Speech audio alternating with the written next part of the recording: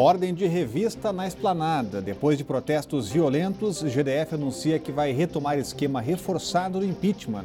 Tragédia da Chapecoense. Avião que caiu fez pouso sem autorização aqui em Brasília há menos de 2 meses. Maldade e psicopatia. Renan usa as palavras duras para criticar abuso de poder de juízes, em sessão ao lado de Sérgio Moro. Os fatos da política do DF e do entorno que você confere a partir de agora no Band Cidade, primeira edição.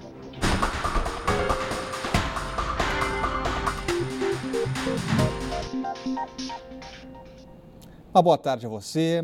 E olha, a Câmara Legislativa acaba de aprovar o projeto de lei enviado pelo Executivo que autoriza uma manobra para pagamento de folha de dezembro.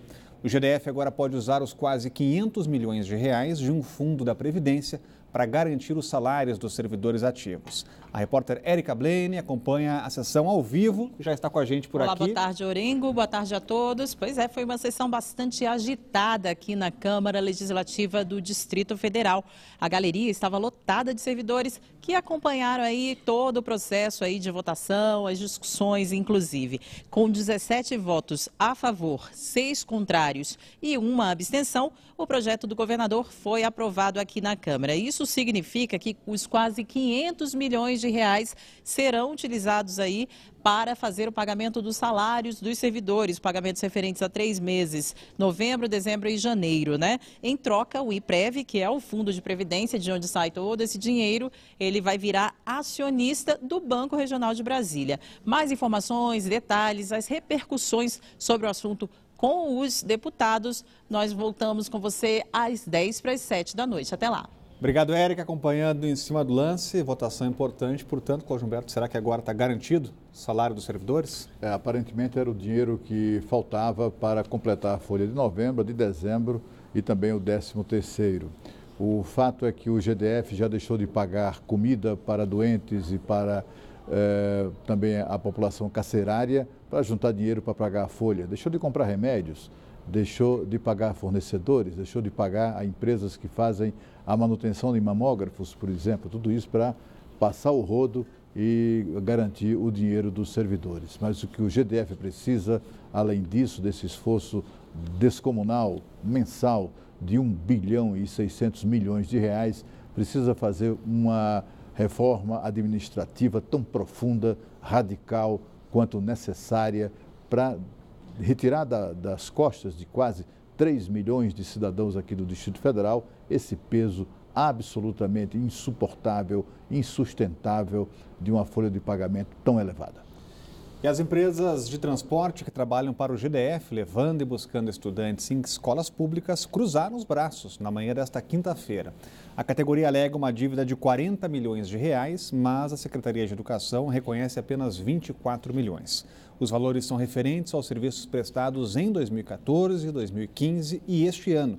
A paralisação prejudicou 60 mil estudantes. Mais uma vez, quem paga o pato é o cidadão, no caso, as crianças aqui do DF. Exatamente. E você vê, Rodrigo, mais um caso, né? Além dos remédios que deixaram de ser comprados e também da comida que deixou de ser paga, o GDF também deixou de pagar as vans que transportam os alunos. Tudo isso para passar o rodo em todas as receitas do Distrito Federal para pagar os salários dos servidores. O que a gente verifica, um número que já trouxemos aqui antes, é que o GDF transfere para os servidores, que representam 7% da população, quase 80% de todas as suas receitas. E um novo protesto contra o sistema político está previsto para o próximo domingo. Nas redes sociais, movimentos que encabeçaram o impeachment começaram uma organização de um ato contra a aprovação das medidas anticorrupção na Câmara. Ontem, um dia depois de um protesto violento contra a PEC do teto de gastos, o governador Rodrigo Hollenberg determinou a volta imediata das revistas na Esplanada, o que já deve acontecer neste domingo. A ideia é evitar a barbárie de terça-feira, quando 6 pessoas foram presas, prédios públicos depredados e 5 carros destruídos. O Ministério da Educação contabilizou um belo prejuízo. R$170 mil é o valor do prejuízo causado aos cofres públicos depois do ataque no Ministério da Educação. Pelo menos 38 placas de vidros da fachada do prédio foram quebradas, além de espelhos, revestimentos de paredes, divisórias, computadores, câmeras de segurança e balcões. Também foram quebradas TVs e 5 caixas eletrônicos. Esse custo não inclui o valor dos serviços de recuperação do prédio e instalação dos equipamentos. O ministro da Educação, Mendonça Filho, solicitou que a Polícia Federal apure os atos de vandalismo. O MEC repassou à PF imagens do circuito interno de TV, fotos e vídeos feitos por servidores. Na última terça-feira, cerca de 12 mil manifestantes protestavam contra a PEC que limita os gastos públicos pelos próximos 20 anos. Mas o que parecia um ato pacífico acabou virando um quebra-quebra no fim do dia. A confusão começou quando um grupo virou um carro da imprensa e, em seguida, tentou jogar o veículo contra a PM, que reagiu com bombas de efeito moral e spray de pimenta. Carros foram incendiados, patrimônio depredado, monumentos pichados. Olha, 6 pessoas presas já estão livres lá, só assinaram um termo circunstanciado.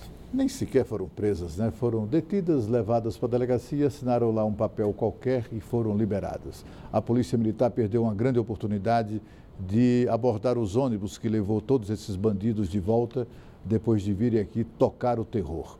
Hoje, o site Diário do Poder divulgou uma foto que mostra a presença de dirigentes do Partido dos Trabalhadores no comando dessa manifestação. Uma das fotografias, inclusive, mostra o ex-deputado Policarpo, que ganha vida também como sindicalista ligado ao setor público. Ele ganhou também o mandato em razão disso. É preciso explicar a presença dele ali e também se ele tem a ver com o comando dessas depredações todas, né? Foram 7 ministérios depredados, foram várias pessoas, dezenas de pessoas agredidas covardemente por esses bandidos travestidos de manifestantes que vieram participar de um protesto pacífico, armados de porretes, de barras de ferro, de rojões, coquetéis Molotov, etc, etc.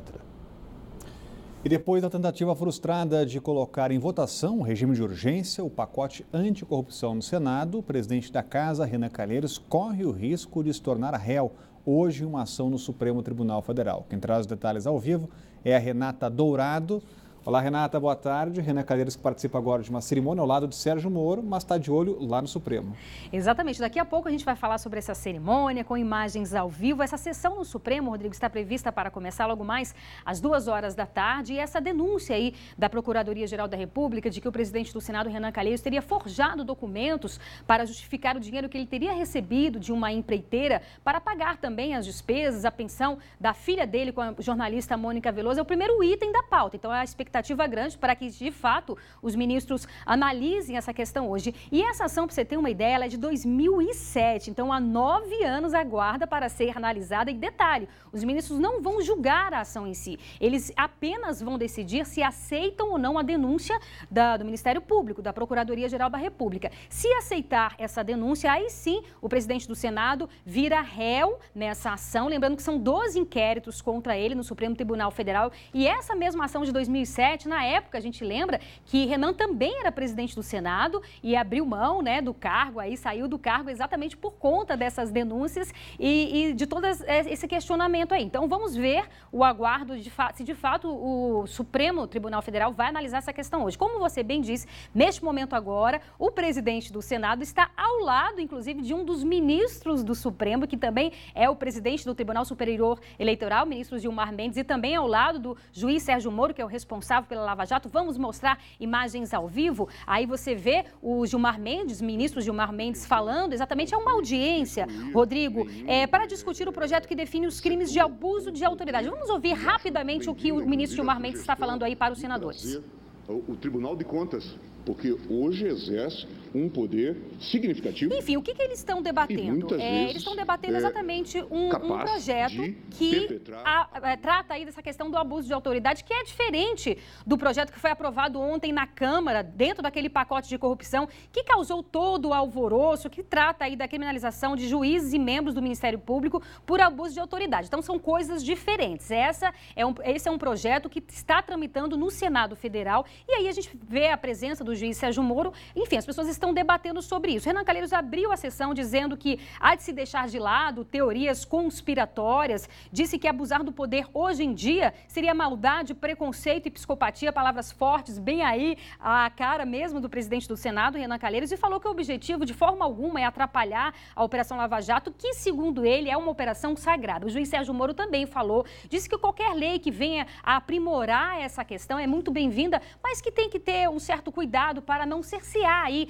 o trabalho dos juízes, né, e de membros do Ministério Público Federal. Então a gente lembra que ontem, por conta de toda aquela confusão, daquela votação lá do projeto que foi enviado pelo Ministério Público, que foi totalmente fatiado, os procuradores responsáveis pela Lava Jato convocaram uma coletiva para dizer que iriam renunciar caso esse projeto de fato vire lei. Lembrando que tem toda uma tramitação, foi aprovado na Câmara, tem que ser passado ainda pelo Senado, pelo crivo dos senadores e depois sanção ou veto do presidente da República. Então eles falaram que iriam renunciar, o que levou o Procurador-Geral da República, Rodrigo Janot, lá na China a falar sobre isso em uma entrevista exclusiva à Folha de São Paulo. Ele disse que foi uma reação de cabeça quente. Ele também falou sobre essa questão aí do presidente do Senado, Renan Calheiros, daquela manobra, né, de tentar colocar em regime de urgência para que os senadores também pudessem votar logo em plenário e não passar por toda a tramitação necessária. Ele falou o seguinte, que nem o Bolt, que é o homem mais rápido do mundo, aquele corredor, teria tanta velocidade para lançar uma proposta e criticou bastante essas medidas que foram aprovadas lá no Congresso Nacional. Vamos ouvir o que o Procurador-Geral da República, Rodrigo Janot, falou lá na China. Eu estou estupefato com o que se passou no Brasil ontem. Primeiro, com a deliberação da Câmara dos Deputados, que, como casa de ressonância da vontade popular, não teve a sensibilidade de perceber o apoio de milhões e milhões de brasileiros às 10 medidas. A votação na Câmara significou dizimar o projeto das 10 medidas. Nada sobrou. Ao lado disso, foi colocada a questão do crime de responsabilidade. Todos nós somos a favor de uma lei de abuso de autoridade moderna e que atinja as finalidades que se pretende na sociedade brasileira, mas não dessa forma. Não quero crer que um presidente de poder tenha se utilizado da sua cadeira e da sua caneta para obter alguma vantagem para si próprio. Pois é, e agora a gente vai ver uma reportagem que fala aí, que mostra como é que foi essa manobra do presidente do Senado, Renan Calheiros, essa tentativa de votar em regime de urgência no Senado, esse projeto que foi aprovado pelos deputados. Vamos ver essa reportagem. O presidente do Senado colocou em discussão no começo da noite um requerimento de urgência do pacote que foi aprovado pela Câmara durante a madrugada. PSD, PTC e PMDB pressionaram para que o projeto fosse discutido no Senado, menos de 15 horas depois do parecer da Câmara. A pressa rachou aliados tradicionais. O líder do DEM no Senado reclamou que não houve tempo para analisar as medidas. Não estudamos, não apresentamos emendas, não sabemos como nós devemos hoje montar um novo relatório. A posição dos democratas é não a esse requerimento e que a matéria vá imediatamente à Comissão de Constituição e Justiça. Essa é a nossa posição, senhor presidente. Se nós votarmos e aprovarmos isso, eu não acredito que o presidente Temer tenha coragem de sancionar. Ele estará caminhando para o fim do mandato dele, antecipado pela desmoralização completa que ele vai sofrer. Nós vamos proclamar o resultado.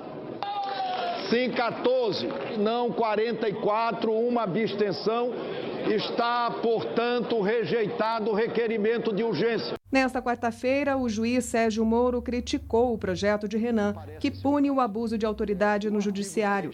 Ele sugeriu a inclusão desta frase: não configura crime previsto nesta lei a divergência na interpretação da lei penal ou processual penal na avaliação de fatos e provas. Segundo ele, como está, a nova lei teria o efeito prático de tolher a independência da magistratura e da Lava Jato. Há pouco o Sérgio Moro disse que não é o momento de se discutir lei de abuso de autoridade. Em contrapartida, o presidente do TSE, Gilmar Mendes, defendeu o debate neste momento. Está aí duas posições colocadas agora no Senado, Cláudio. Pois é, eu acho que o debate está completamente errado. Não é momento mesmo de se discutir nada disso, né? O que a gente vê são políticos ladrões, sob suspeita, que tentam votar uma lei que ameace ou que iniba, intimide o trabalho de procuradores e de magistrados. De outro lado, a gente vê corporações ou entidades corporativistas defendendo um poder ainda maior de procuradores e de magistrados. E as pessoas esquecem uma questão que é fundamental e que deveria ser o centro dessa discussão, que são as garantias, os direitos e as garantias individuais dos cidadãos de um modo geral. Aqui no Brasil, apesar de termos o que eles chamam de Constituição Cidadã, o que há é o cometimento, o que nós vemos no dia a dia, o cometimento permanente de abusos contra os cidadãos. E o abuso não é só na área da justiça, na área de Ministério Público de Justiça, mas em todos os lugares, em todas as repartições públicas, no dia a dia. Semana passada, aqui durante um evento de telecomunicações, o presidente da Vivo, da operadora de telefonia celular Vivo, acabou revelando que somente a Vivo recebe por ano intimação, notificação judicial, 2 milhões de notificações judiciais pertinentes a grampos telefônicos. Só a operadora Vivo. Em todos os Estados Unidos da América, onde os direitos e as garantias individuais são, sim, estas é que são sagradas, foram 1.800 grampos telefônicos liberados pela Justiça. Aliás, solicitados e liberados. Não é que a polícia solicite em profusão e a Justiça só autoriza 1.800. Não, foram solicitados pela polícia e liberados, todos eles autorizados, 1.800. Aqui, só a Vivo, foram 2 milhões de brasileiros, muitos inclusive sob escuta permanente, sabe-se lá de quem e para atender que tipo de interesse. Durante meses, as pessoas ficam meses a fio sendo monitoradas de forma abusiva. As garantias e direitos individuais do cidadão comum, estas é que deveriam estar em discussão no plenário do Senado Federal e do Congresso como um todo. E a seguir, avião que caiu em Medellín, matando a delegação da Chapecoense, pousou em Brasília em outubro, sem autorização. O Band Cidade volta já.